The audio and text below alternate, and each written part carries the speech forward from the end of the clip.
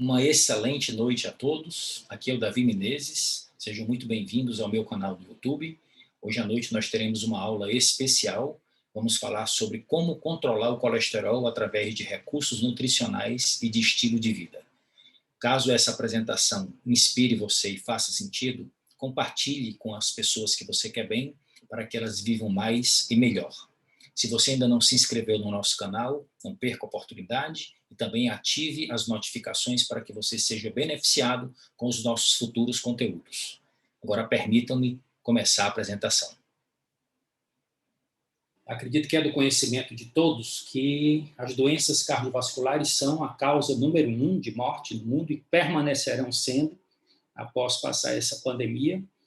A cada minuto morre uma pessoa vítima de doença cardiovascular, de cada 3 mortes, uma é causada por doença cardiovascular, 17,5 bilhões de pessoas morrem por ano desse tipo de problema de saúde, e no Brasil o número de óbitos chega a 350 mil por ano. Agora, qual é a notícia boa?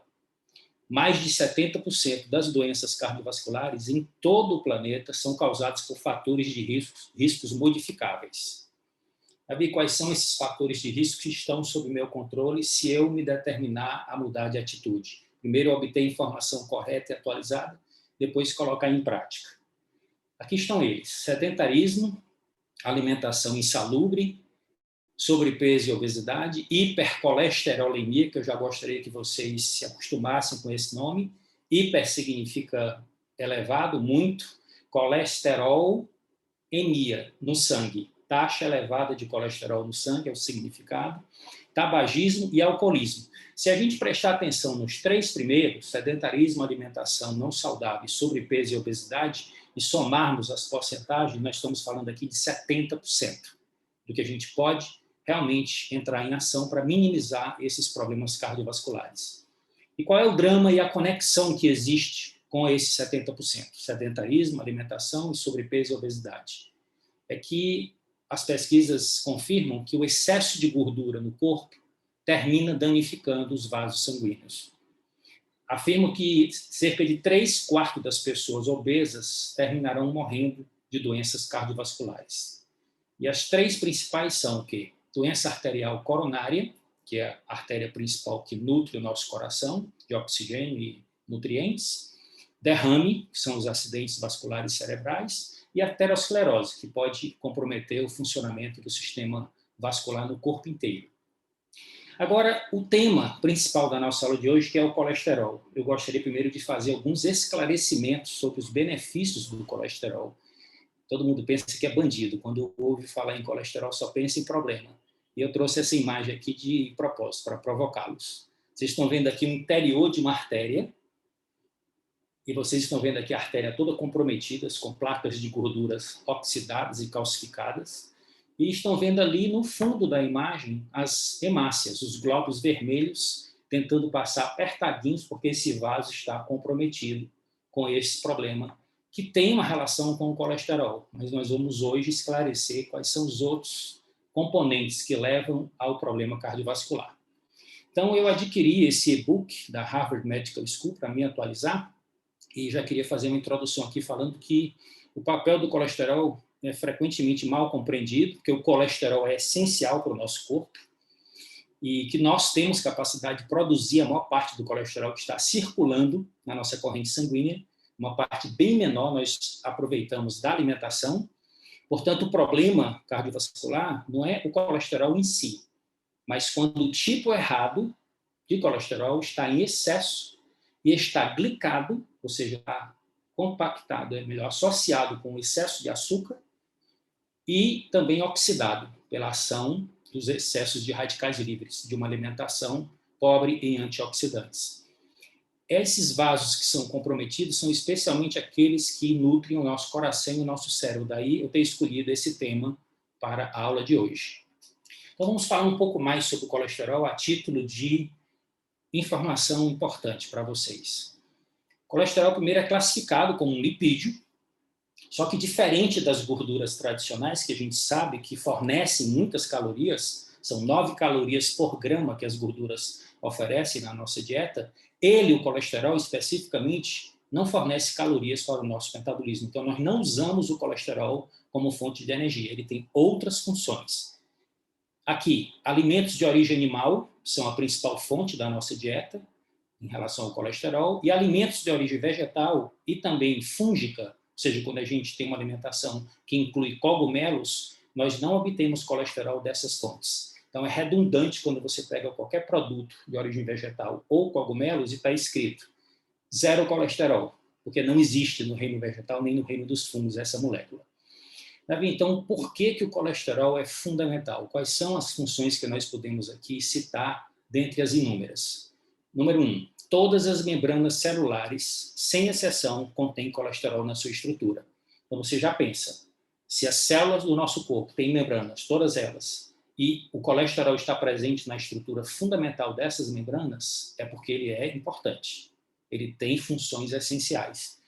No nosso sistema nervoso, nós temos os neurônios, e os neurônios são isolados uns dos outros pela bainha de mielina, uma capa de gordura que aumenta a capacidade de precisão e velocidade da transmissão do impulso nervoso. Então, o funcionamento do nosso cérebro e todas as funções de cognição, de aprendizagem, de memória, de comunicação, tudo isso depende do colesterol, porque ele faz parte importante da composição da bainha de mielina. Nós só temos capacidade de digerir gordura, porque nós fabricamos uma substância chamada bile no nosso fígado, nós vamos falar sobre isso hoje, e essa bile ajuda a dissolver as gotículas de gordura que vêm da nossa alimentação, facilitando a digestão que é feita pelas enzimas do nosso suco pancreático. Finalmente, nós temos o colesterol como precursor, ou seja, matéria-prima que é utilizada para fabricar a vitamina D. Uma das reações essenciais para a fabricação da vitamina D ocorre na nossa pele. Então, tudo começa lá no fígado com a produção do colesterol e várias reações dentro do nosso organismo terminam combinando com a produção desse hormônio poderoso chamado vitamina D. Então, sem colesterol não há vitamina D e também sem colesterol não é possível haver macho e fêmea, homem e mulher.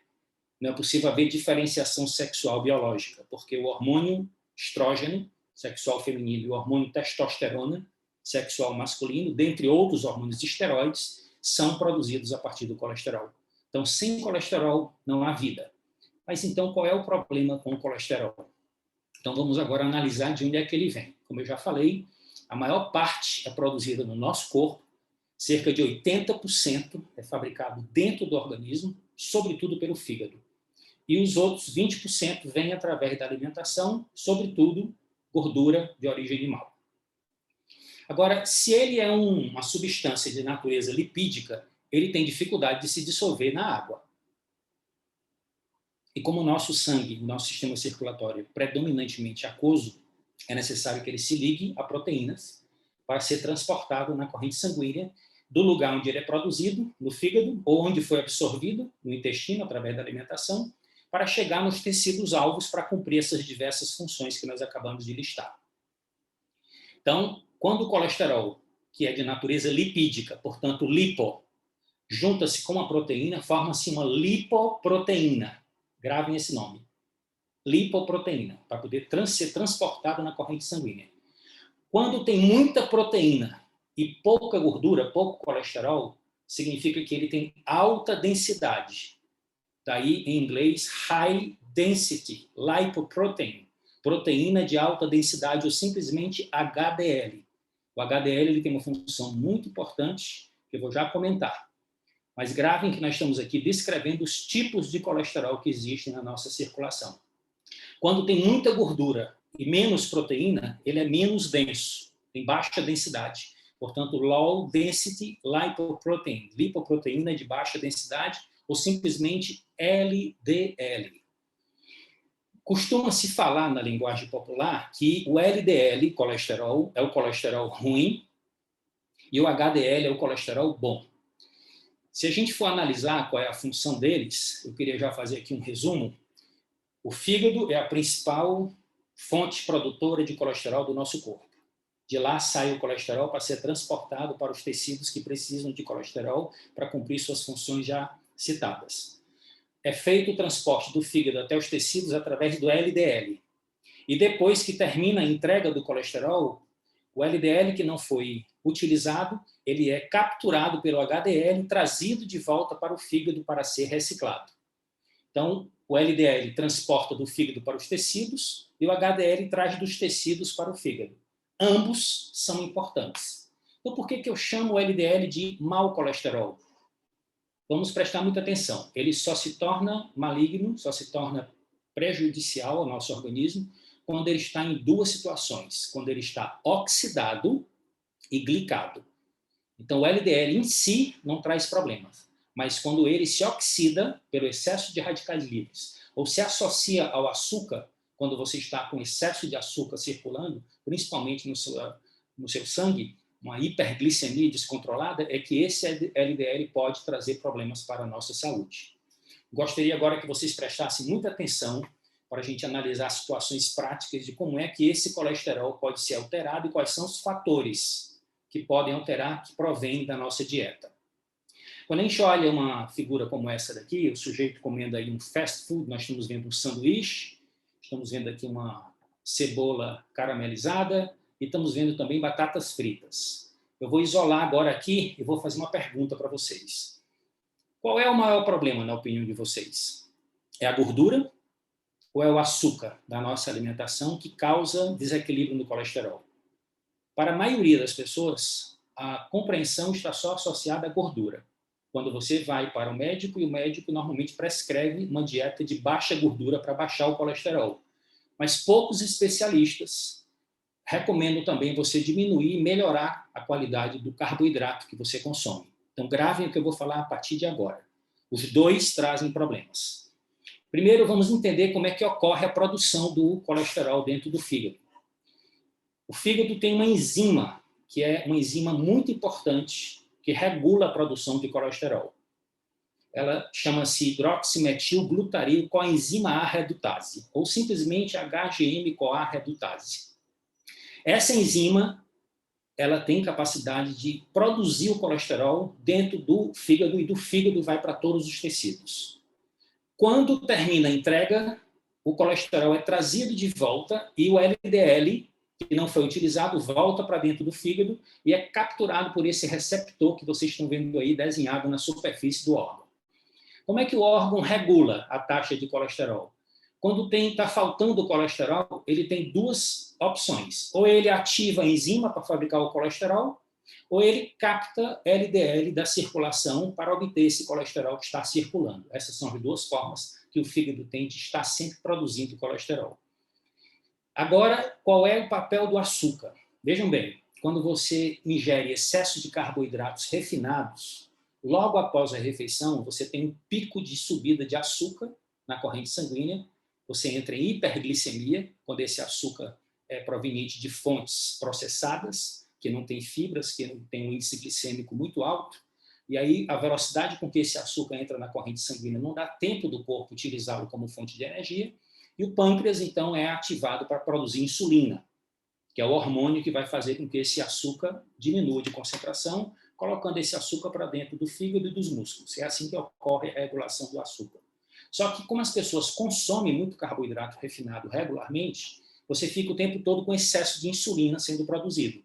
E olha o detalhe, a insulina, ela ativa a enzima reguladora da produção do colesterol.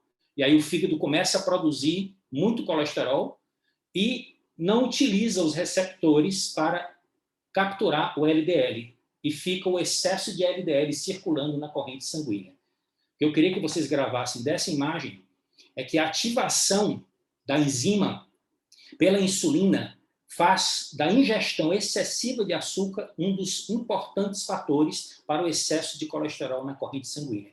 Então não pense que é só gordura. O açúcar que você ingere, muito mais do que a gordura, faz com que o seu colesterol fique elevado. Então você tem que selecionar melhores fontes de açúcares, carboidratos complexos, ricos em fibras, provenientes de fontes naturais integrais, é a melhor opção. E reduzir o consumo de carboidratos refinados. Agora vamos olhar para um tipo de gordura que é extremamente prejudicial para a nossa saúde. Vocês estão vendo aqui as diversas fontes que existem na dieta da maioria das pessoas que não tem informação, ou tem informação, mas ele não desenvolveu a atitude de minimizar o consumo ou até abolir. porque de alimento esses itens aqui tem muito pouco e são conhecidos do cotidiano, e vocês sabem, lamentavelmente, que são muito consumidos, sobretudo pelas crianças e adolescentes. De que é que eu estou falando? Estou falando de gordura trans. Qual é o problema da gordura trans? Que é uma gordura sintética, fabricada em laboratório a partir da hidrogenação de óleos vegetais, hidrogenação parcial. Chama gordura parcialmente hidrogenada. Ele é originalmente um óleo vegetal líquido, mas que fica sólido por causa desse processo químico de hidrogenação. E essa gordura, quando entra no nosso corpo, ela bloqueia o receptor do LDL. E aí o fígado fica inábil para capturar o LDL, que não foi utilizado depois que ele levou o colesterol para os tecidos, e fica com alta concentração na corrente sanguínea, o LDL. E ele, em alta concentração na corrente sanguínea, ele pode ficar fácil de ser oxidado e glicado e trazer problemas que eu vou já explicar. Então, o açúcar afeta a enzima, a gordura trans afeta o receptor, mas ambos terminam aumentando a concentração de LDL e colesterol na corrente sanguínea. Quero acrescentar aqui uma informação para vocês sobre a gordura trans. Para saber se o alimento é rico em gordura trans, basta que você analise a quantidade por porção dessa substância que está escrito no rótulo dos produtos que você vai adquirir. Não se deve consumir mais de 2 gramas de gordura trans por dia. Essa é a recomendação médica. Então, também é importante verificar a lista de ingredientes do alimento, em que é possível identificar a adição das gorduras hidrogenadas. Então, quando você ouvir esse termo, gordura hidrogenada, é a mesma coisa que gordura trans, ok? Durante o processo de fabricação do produto. Qual é a dificuldade? Preste atenção aqui, esse detalhe que eu trouxe aqui para vocês. Vocês estão vendo aqui um biscoito recheado de chocolate. A Anvisa, ela tem uma ação regulatória que obriga a indústria a colocar no rótulo a quantidade de gordura trans só quando ela for maior do que 0,2 gramas por unidade do produto. Então, vamos analisar aqui o biscoito. Se uma única do biscoito recheado, por exemplo, tem apenas 0,1 gramas de gordura trans, o fabricante não precisa colocar na embalagem, por isso que está escrito ali, ó, 0 gordura trans. Só que, imagine o que acontece se você pega um indivíduo que, assistindo um seriado, ele come um pacotinho desse aqui tranquilamente e ingere 12 unidades. Qual é a quantidade de gordura trans que ele vai terminar ingerindo? Fora as outras fontes que nós já citamos que são ricas em gordura trans. Como bolos, como sorvetes, como biscoitos, como vários tipos de salgadinhos. Isso tudo é colocado pela indústria porque a gordura trans ela aumenta o tempo de conservação dos alimentos na prateleira do supermercado. Mas isso não tem nada a ver com nutrição. É muito importante vocês saberem essa informação. E tem uma novidade. No ano de 2023, tem uma notícia muito boa, a Anvisa vai banir a utilização de gordura trans para consumo nos alimentos. Então, isso não vai mais poder ser adicionado. Agora, eu quero que vocês entrem numa outra dimensão comigo, para entender aqui como é feito pela indústria farmacêutica para controlar o colesterol de grande parte da população do mundo. Como foi que a indústria farmacêutica descobriu a sua mina de ouro? Um dos maiores negócios de todos os tempos da indústria farmacêutica chama-se estatinas. Foi descoberto em um fungo, o Aspergillus terreus, e eles descobriram a substância que tinha essa propriedade. Qual a propriedade, Davi? Eles isolaram a substância e desenvolveram esse medicamento que inibe a enzima que regula a produção da formação do colesterol no fígado. Então, eu trouxe aqui do lado a rota metabólica resumida de como é que ocorre. E tem uma determinada etapa em que essa enzima, a HGME-CoA redutase, ela sendo inibida pela estatina, ela não termina a conclusão da transformação do acetil-CoA em colesterol. Então, bloqueia a produção do colesterol, em resumo, a estatina, porque ela inibe aquela enzima controladora da fabricação do colesterol dentro do fígado. Só que tem um pequeno detalhe que eu queria que vocês já gravassem nessa imagem. Aqui do lado do colesterol, vocês estão vendo do lado direito dele, uma outra substância chamada coenzima A, que é um produto também dessa mesma reação.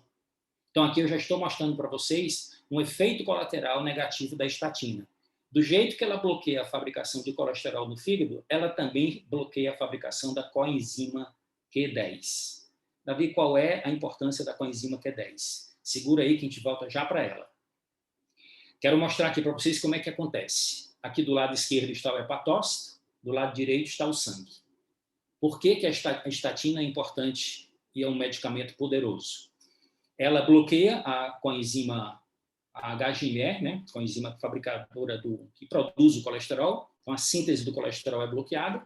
O colesterol intracelular no fígado diminui.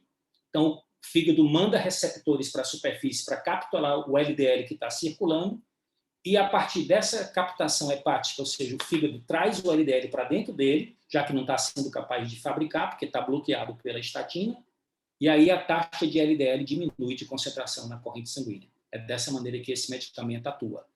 Esse medicamento é muito poderoso, só que tem problemas. Vocês estão vendo aqui esse artigo científico falando que é um dos medicamentos mais consumidos no planeta. Hoje são 1 bilhão e 200 milhões de seres humanos, de um mundo de 7,8 bi, quase 20% utilizam estatinas, e tem esse efeito, só que tem vários efeitos colaterais. O negócio é tão grande que mesmo as patentes dele tendo vencido em 2012, estima-se que no ano passado o faturamento global só desses medicamentos para controle de colesterol tenha chegado perto de $1 trilhão.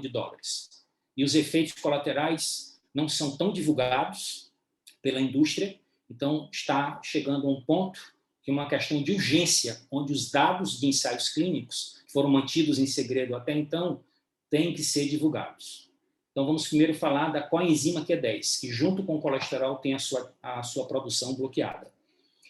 Ela é presente em todas as células, toda a mitocôndria, que são as organelas que extraem energia do que nós comemos, utiliza a coenzima Q10 para fabricar o ATP, e ela é também um poderoso antioxidante. Então, todos aqueles órgãos que são metabolicamente ativos, que precisam de muita energia, como o coração, como o cérebro, como os rins e como o fígado, vão ser particularmente prejudicados com o bloqueio da produção da coenzima Q10, junto com o colesterol.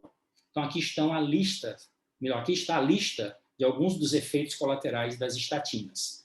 Déficit energético nas mitocôndrias, ou seja, diminui a produção de energia, você fica com menos disposição, menos rendimento físico, dores musculares, aumento do risco de câncer, disfunções sexuais, porque também diminui a produção dos hormônios sexuais, problemas cardiovasculares, olha só, problemas no músculo cardíaco, e é exatamente para isso que serve o medicamento, para evitar a doença cardiovascular. Problemas cognitivos, porque afeta a produção da bainha de mielina, aumenta o risco de diabetes e doenças no fígado. Amigos, existem outras formas de controlar a taxa de colesterol no sangue, principalmente através de um estilo de vida ativo e saudável e através de estratégias nutricionais, que é essa a proposta dessa aula. Mas você deve sempre conversar com o seu médico se você quiser diminuir ou deixar de tomar estatina, porque existem casos que têm componente genético muito forte que tem que realmente continuar tomando o medicamento. Então, isso aqui é o panorama da abordagem tradicional. Uso contínuo de medicamentos, dieta saudável e exercícios físicos regulares, como sendo a estratégia tríplice para o controle do colesterol. E agora, que já falamos dos medicamentos, eu quero me concentrar na dieta saudável. Qual é o drama dessa orientação da dieta saudável? É que, infelizmente, muitas pessoas que trabalham com dietas ainda estão orientando seus pacientes, seus clientes, a fazerem um balanço da distribuição das calorias de acordo com os macronutrientes dentro dessas porcentagens, onde 55% a 60% das calorias devem vir de carboidratos, indiscriminadamente, 20% de proteína e 20% de gorduras. Qual é o problema desse tipo de orientação? Essa imagem eu capturei de um Globo Repórter que assisti no final de 2019. O problema aqui é que você ingerindo excesso de carboidrato sem discriminá-los, você vai terminar ingerindo excesso de açúcar. E como a gente já falou, o excesso de açúcar é um dos principais fatores para descontrolar o colesterol. Então, a Herbalife ela tem uma filosofia global de nutrição e, neste aspecto, a recomendação dos nossos médicos e cientistas é que você tenha uma distribuição calórica dos macronutrientes um pouco melhor, onde, no máximo, 40% das calorias venham de hidratos de carbonos, complexos e fibras suplementadas, 30% de proteína e 30% de gorduras. Então, aqui nós temos um panorama muito mais equilibrado. Menos carboidrato, mais fibras, mais proteínas e gorduras de qualidade, você tem uma resposta metabólica muito melhor. Agora eu quero falar de um outro ponto. Como é que se inicia o problema com o colesterol? Antes dele, tem um problema com um aminoácido chamado homocisteína. E a homocisteína não é muito conhecida. Eu quero mostrar para vocês aqui alguns artigos, algumas informações científicas para que vocês possam levar em consideração e, inclusive, pedir ao seu médico que faça a medição da homocisteína na próxima análise de sangue que você for fazer de acompanhamento da sua saúde. A homocisteína ela pode danificar o revestimento interno dos vasos, favorecer a formação de trombos, ou seja, de coágulos, o que pode levar ao entupimento da artéria e levar à doença cardiovascular. O estado nutricional, principalmente das vitaminas B6, B9 e B12, são considerados hoje, na bioquímica médica, como a causa principal do desequilíbrio da homocisteína. Mas, Davi, de onde é que vem essa homocisteína e o que é que ela faz? Preste muita atenção aqui agora nesse quadro, que explica bem o que acontece antes do colesterol LDL oxidado e glicado entrar em ação. Primeiro vai acontecer um processo inflamatório. Se o nosso vaso sanguíneo não estiver inflamado, o colesterol não vai ter nenhum problema. Então, o problema cardiovascular, antes de ser um problema com colesterol, é um problema inflamatório, que começa lá com a homocisteína. Então, ela danifica o endotélio, o interior da artéria. Essa danificação cria um processo de lesão no interior do vaso, e o próprio endotélio vai utilizar o LDL e colesterol para tentar fazer um reboco, tentar remendar esse dano causado pelo excesso do hormônio, melhor, do aminoácido homocisteína. O que mais que vai acontecer? Glóbulos brancos vão invadir aquela ferida e vão piorar a inflamação. Então, primeiro, a homocisteína lesa. Segundo, o colesterol cola, o glóbulo branco infiltra, aí começa a gerar a formação de uma placa. E essa placa tende a se calcificar e ela tende a diminuir o calibre interno do vaso. É isso que faz a aterosclerose. Mas iniciou com a homocisteína, depois veio o colesterol, o processo inflamatório, e aí é que gera o problema do acidente cardiovascular, que é a formação do coágulo dentro do vaso, que a gente não deseja, que gera o que chama de trombose. Essas taxas elevadas de homocisteína, portanto, aumentam os riscos de doenças cardiovasculares, e a Associação Americana do Coração estima que a concentração seja inferior a 10 micromolar por litro. Isso aí você tem a referência quando você vai fazer o exame de sangue. Só quero que vocês lembrem de, no próximo exame, vocês pedirem também para dosar a homocisteína, tão importante quanto o colesterol. E aqui, para concluir, a proteína animal em excesso, principalmente carne vermelha, e excesso de produtos derivados de leite de vaca, é que vão produzir excesso de homocisteína como uma substância intermediária do metabolismo de um outro aminoácido chamado metionina. Para não complicar a vida e a compreensão de vocês, eu quero só que vocês gravem o seguinte: se você diminuir a ingestão de excesso de carne vermelha e de produtos derivados de leite, você já está dando uma grande contribuição para regular a taxa de homocisteína e evitar que ela fique em excesso, que vai levar toda aquela sequência de cascata que gera a doença cardiovascular. Mas também, importante, o papel das vitaminas B6, B9 e B12, que regulam as etapas de controle da concentração desse aminoácido na corrente sanguínea, evitando que ele se acumule. Então, a dica que nós deixamos aqui com vocês, além de diminuir a ingestão desses produtos de origem animal, é suplementar e ter uma alimentação rica em fontes vegetais que contenham essas vitaminas. Esse é um produto do nosso portfólio que contém excelentes concentrações das 3 vitaminas que nós acabamos de citar, que são ótimas para controlar os níveis e deixar os níveis saudáveis de homocisteína. Agora, eu quero entrar na parte mais importante e principal da nossa aula, que é como regular o colesterol através da alimentação, falando sobre o poder das fibras. Vamos falar sobre o básico e vamos falar sobre o avançado. Trazer algumas informações hoje aqui de vanguarda para vocês de presente. Então, a primeira coisa, olha para essa imagem aqui do lado esquerdo. Do lado direito, aqui vocês já estão vendo a estrutura molecular do colesterol, né? A fórmula estrutural. E aqui vocês estão vendo onde é que é fabricado o colesterol e como é que ele é conduzido para fora do corpo. Como é que o fígado regula a concentração de colesterol dentro do nosso organismo. Primeiro, o fígado fabrica a bile. A bile é levada para dentro da vesícula biliar, que vocês estão vendo aqui essa bolsa verde, a parte inferior do fígado. Aqui é feito o armazenamento e a concentração da bile. E por esse ducto verde que vocês estão vendo, ele termina chegando dentro do duodeno, que é essa primeira porção do nosso intestino delgado.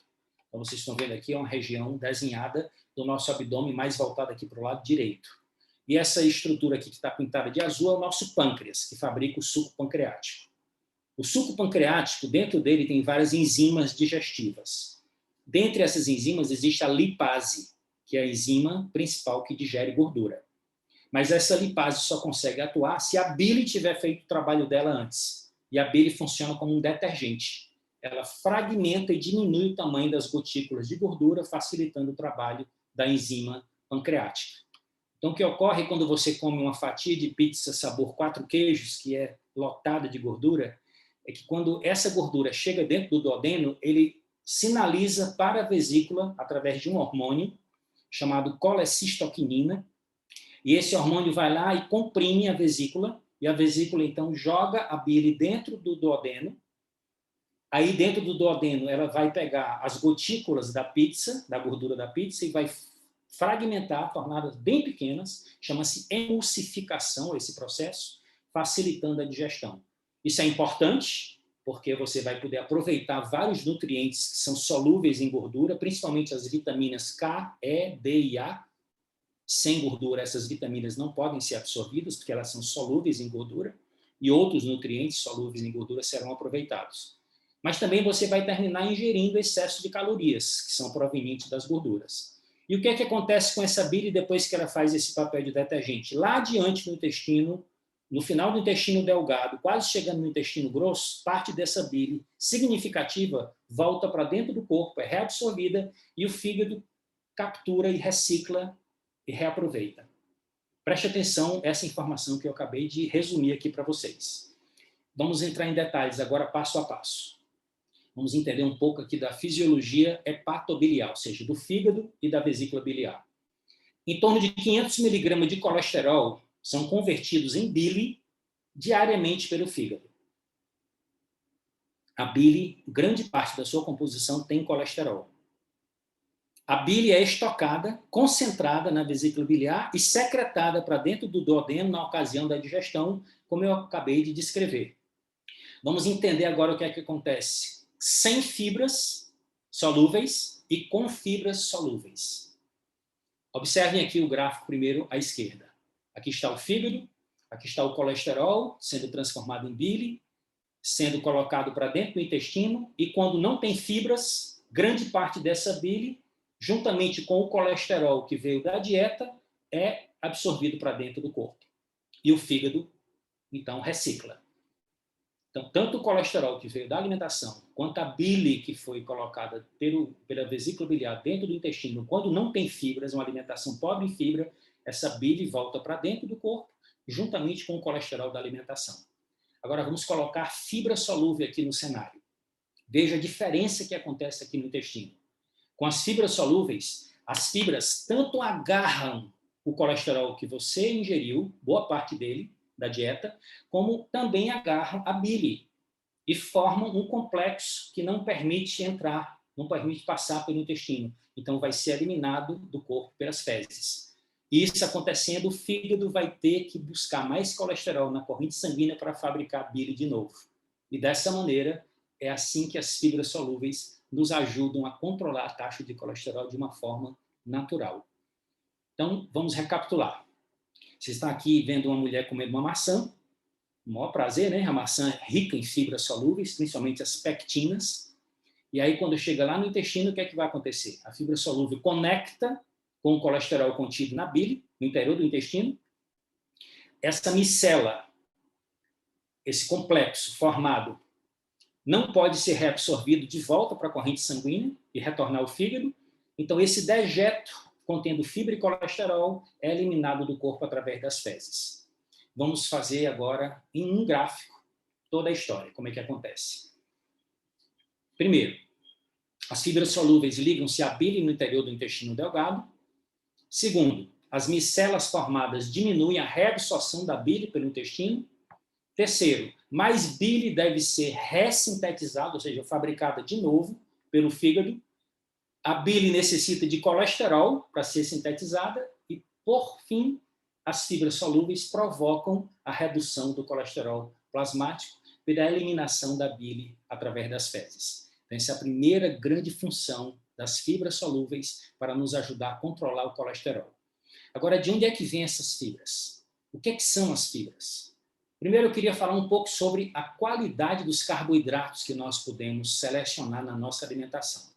Aqui à esquerda nós temos os melhores, logo em seguida nós temos os razoáveis e à direita nós temos os piores, que nós devemos diminuir o máximo o consumo diário. O que é um carboidrato de qualidade, o melhor? É aquele que tem alta concentração de fibra, normalmente proveniente da natureza, né? Alimentos naturais, baixo em amido, baixa concentração de açúcar e, portanto, baixo índice glicêmico. Baixo índice glicêmico significa que a velocidade com que ele entra no corpo é lenta. Dá tempo do corpo, principalmente um corpo fisicamente ativo, utilizar esse carboidrato como fonte de energia. Quais são esses principais carboidratos? São os vegetais folhosos, são as hortaliças e são também algumas frutas inteiras. Em seguida, o que é que nós temos?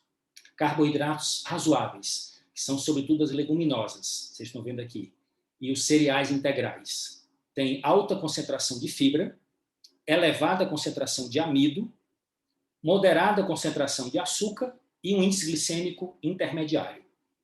Agora, quais são os piores? São as farinhas refinadas, os pães brancos e todos os carboidratos refinados.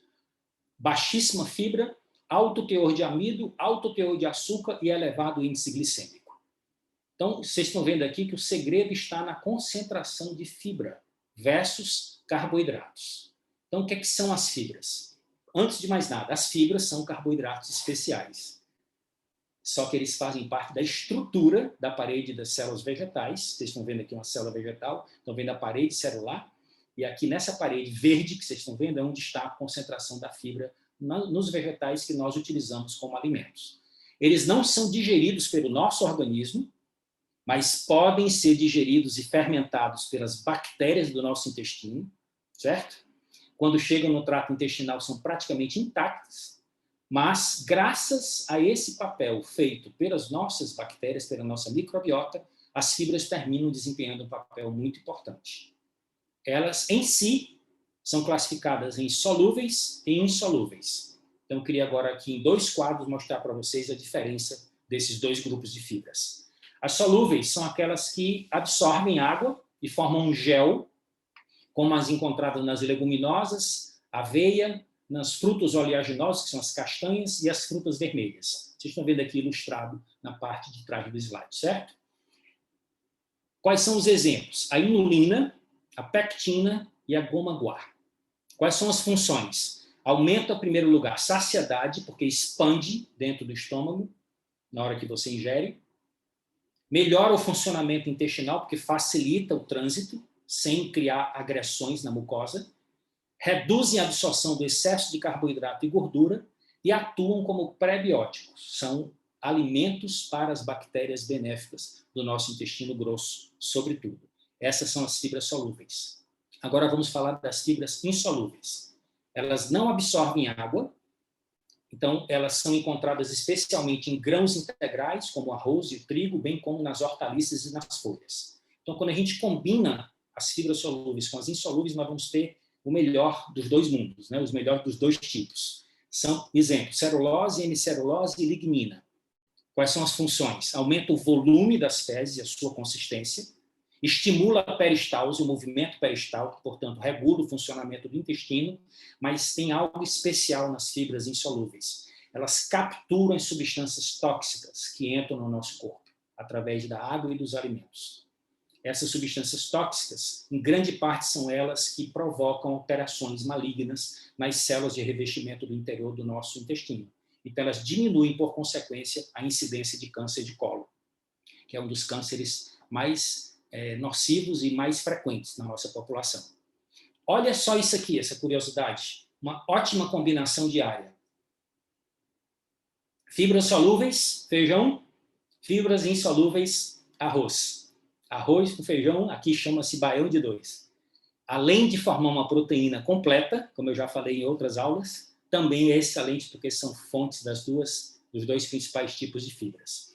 A vantagem aqui, meus amigos, é que a gente tem uma alimentação colorida e variada, rica em vegetais, para que a gente possa, além das fibras, ter o benefício também de outros nutrientes que vêm junto com as fibras, que são os fitonutrientes, as vitaminas e minerais que são abundantes no reino vegetal.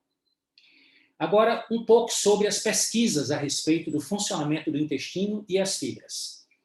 Um dos estudos mais amplos que foi feito no Brasil chama-se Estudo da Saúde Intestinal da Mulher.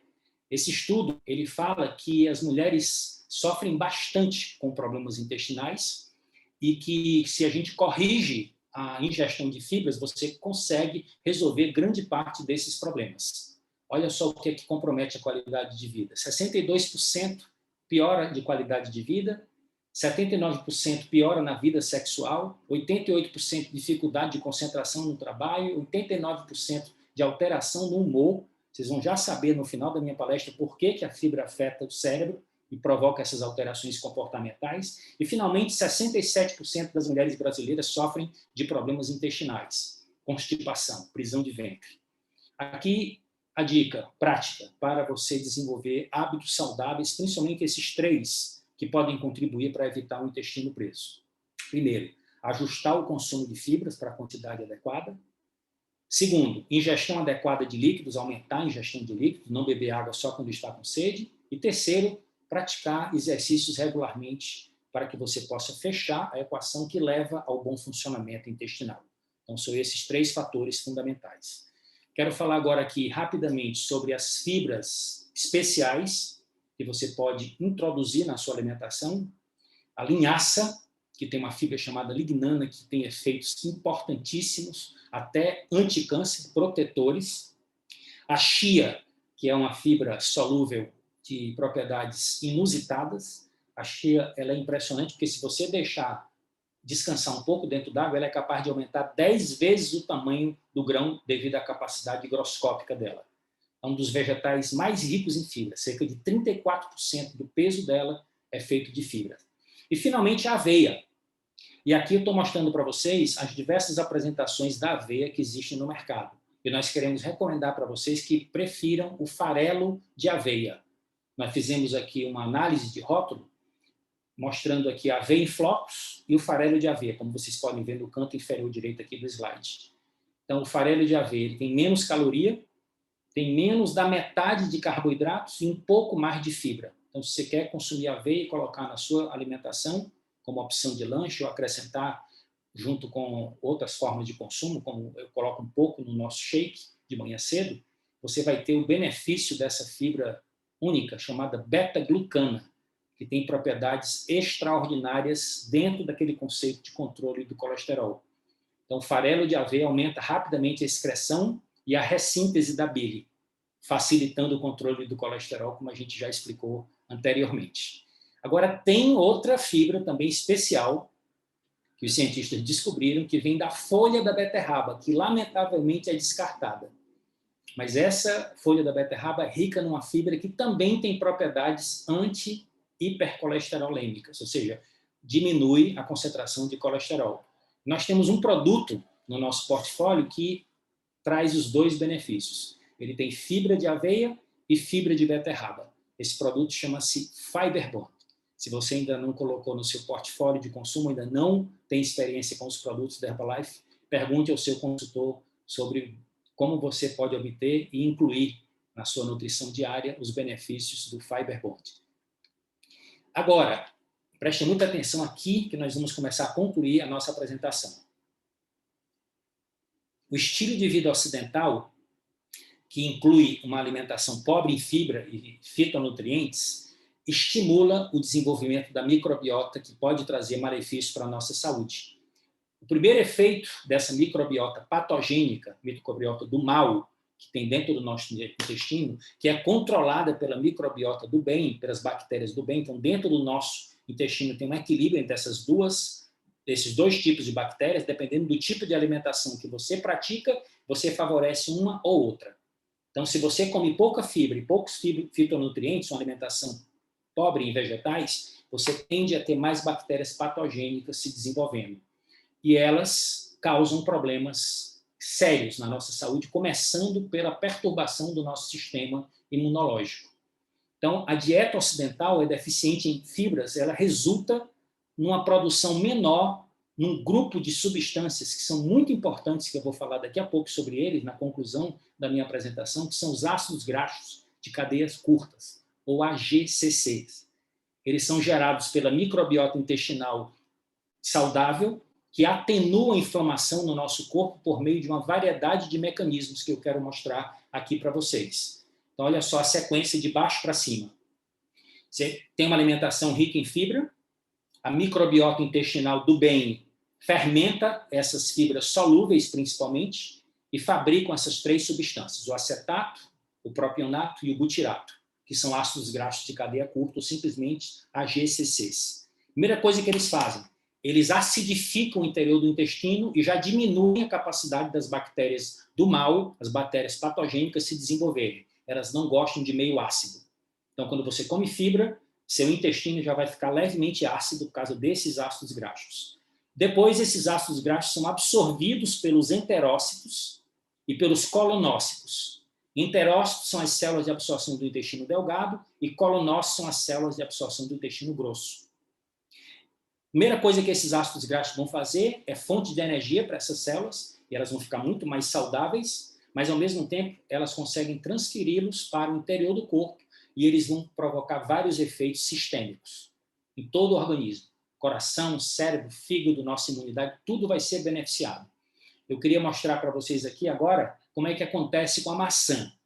Uma maçã por dia mantém o seu médico distante. Vocês já ouviram essa frase em algum momento da sua vida.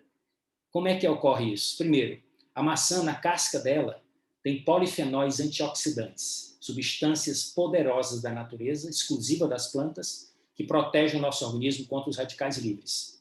Mas a pectina, a fibra da maçã, ela vai fazer a bile ser eliminada pelas fezes, vai provocar o fígado fabricar bile de novo e, portanto, vai diminuir a concentração de colesterol por essa ação direta na bile. Mas aqui do outro lado, a fibra da maçã, a pectina, vai ser fermentada, vai fabricar os ácidos graxos de cadeia curta, e esses ácidos graxos de cadeia curta vão entrar no corpo e vão regular aquela enzima que a gente viu lá no começo, que é a enzima que é responsável pela fabricação do colesterol. E dessa maneira, de uma maneira natural, de uma maneira nutritiva, nutricional, sem efeitos colaterais, nós vamos ter a diminuição do colesterol sérico, do LDL colesterol. Outra fibra poderosa que pode gerar inúmeros benefícios, a inulina. É um dos nutrientes mais estudados dentro da ciência da pré-biótica, que é a fibra que nutre as bactérias do bem, que fabricam substâncias que são aproveitadas pelo organismo, trazendo inúmeros benefícios à saúde. Quais são as propriedades funcionais da fibra de inulina que são confirmadas pela ciência?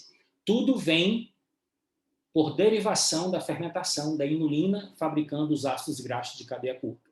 Então, esses ácidos graxos reduzem a incidência de câncer no colo, modulam a síntese hepática de colesterol, reduzindo a concentração de colesterol no sangue, e ainda contribui para melhorar o controle da glicemia, favorecendo o controle do diabetes e da obesidade. Onde é que eu encontro inulina? Não é fácil você encontrar inulina. Suas principais fontes são chicória, alcachofra e aspargos.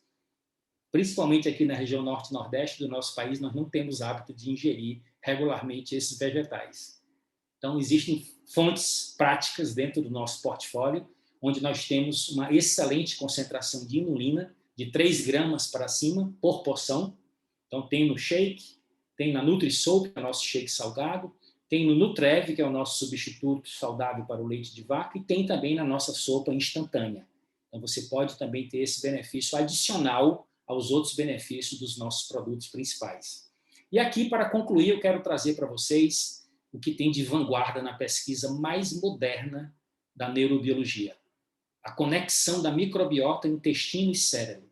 2 artigos incríveis publicados agora recentemente, nos últimos 2 anos, um publicado pela Nature e outro publicado pela Frontiers, da Suíça. Ambos são criteriosíssimos, mostrando essa conexão que existe entre a fibra, os ácidos graxos de cadeia curta e o funcionamento do nosso cérebro, amigos. Olha o resumo dos 2 artigos que eu fiz aqui para vocês e construí esse slide para que vocês gravem, inclusive capturem essa imagem e compartilhem essa informação com as pessoas que vocês gostam.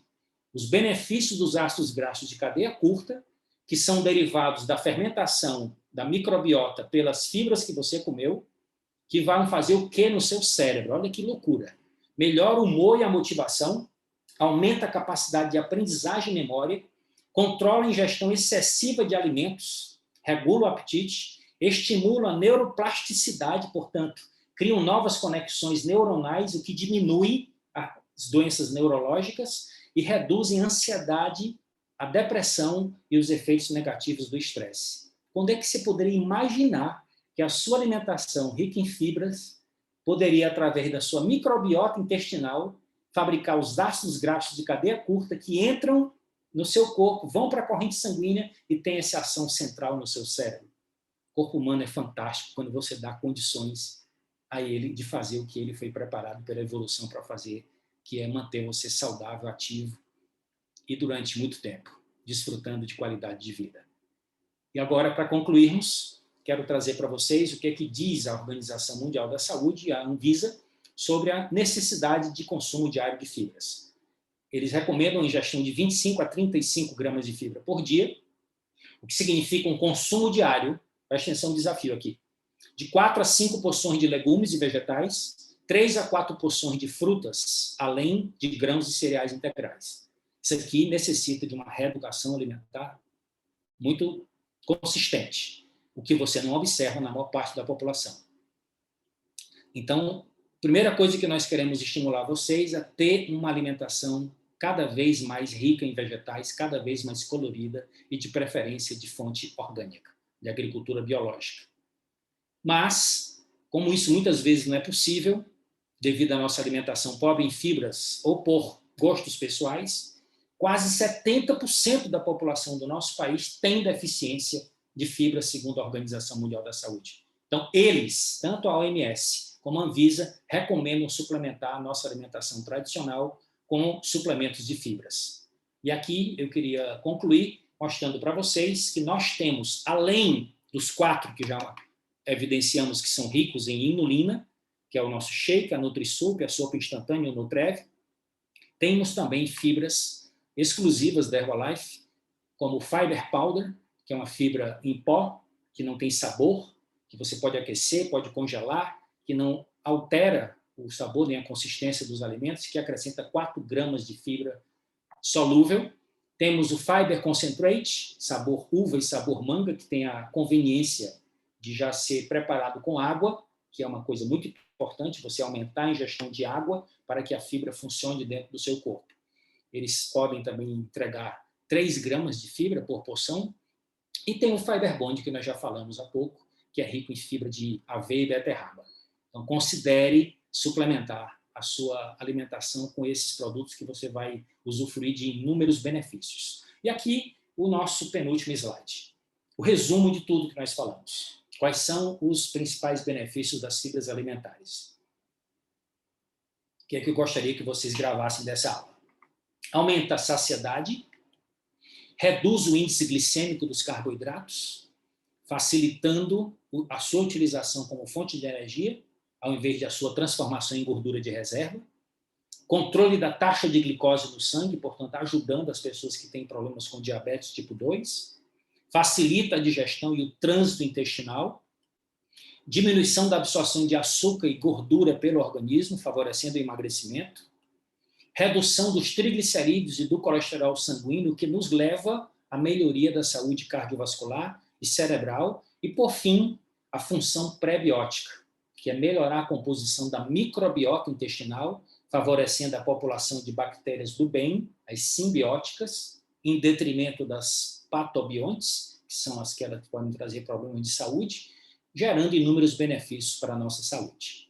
Aqui eu concluo dizendo para vocês do nosso prazer de estar sempre reunido, que tenham pessoas aqui que estão nos prestigiando com a sua presença, que são convidados, que ainda não têm experiência com os nossos produtos. Nós queremos orientá-los, que vocês conversem com seus consultores para saber do nosso programa de Clube de Vantagens, o programa do Cliente Premium, onde você pode se inscrever, comprar os seus produtos diretamente da Herbalife, receber com segurança na sua casa, poder participar de um programa de descontos progressivos e ter acesso a uma plataforma de comunicação e relacionamento com a Herbalife e conosco, para prestar um melhor serviço de acompanhamento e orientação para que você usufrua e atinja os seus objetivos. Aqui nós concluímos essa nossa aula com muito prazer, com muito orgulho. É um privilégio para mim sempre contribuir com os nossos consultores, com os nossos clientes, com o melhor conhecimento, com o que tem de mais recente na ciência, tudo bem fundamentado, mas de uma maneira descontraída, uma maneira didática. Nossa mensagem, então, é essa.